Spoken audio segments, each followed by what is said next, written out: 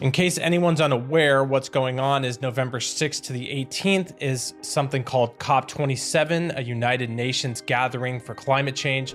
And this year it has a main focus on the religions of the world coming and how they're going to teach their different religions about how we really need to mainly be focusing on climate change and man-made climate change. And part of this event that's taking place is these religions decided to get together and meet at what is widely believed to be Mount Sinai. I know many people don't believe that what they claim to be Mount Sinai is, and it's in a different location, but they believe that it's at this Mount Sinai where Moses received the original first commandments, and they were going there to have a mock ceremony of their own for their new climate 10 commandments. Now, before I read what the new climate 10 commandments are, I want to point out what took place in the ceremony, because it's almost as insane as bringing forth a new 10 commandments. This article is from the Times of Israel, and it says, activists smash tablets atop Mount Sinai to launch faith-based climate push. So for anyone who's unaware, when Moses first received the 10 commandments on Mount Sinai, he came down from the mountain with them, saw the Hebrews down there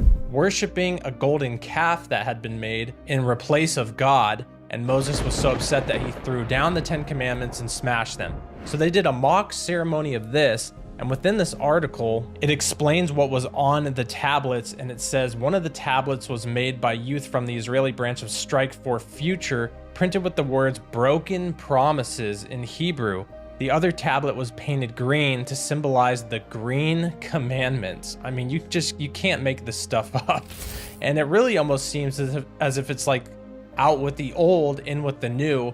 Get rid of the old commandments, we'll smash these tablets and come in with the new. Broken promises. I mean, that's insane. And of course, they'll probably say that it's broken promises, I guess, in relation to governments letting us down, not implementing as much policies for us to lower carbon emissions. But it seems pretty strange, doesn't it, when it says broken promises on a mock tablet of the 10 commandments, almost as if those commandments are broken promises and that we're going to implement our new commandments now. And with all these different religious leaders involved in this ceremony, it's pretty strange to just see that happening. Here's another article from the Times of Israel, and it says multi-faith leaders to gather in Israel and around the world for climate repentance. Jews, Muslims, Christians, Hindus, and Buddhists from Israel, Egypt, and the US, India, Spain, and the UK plan to gather on Sunday around the world to call for global leaders to act on climate repentance and to implement 10 climate principles. And this interfaith gathering together really just makes one think of Revelation 13:15, where we know the entire world one day will worship the Antichrist and his image.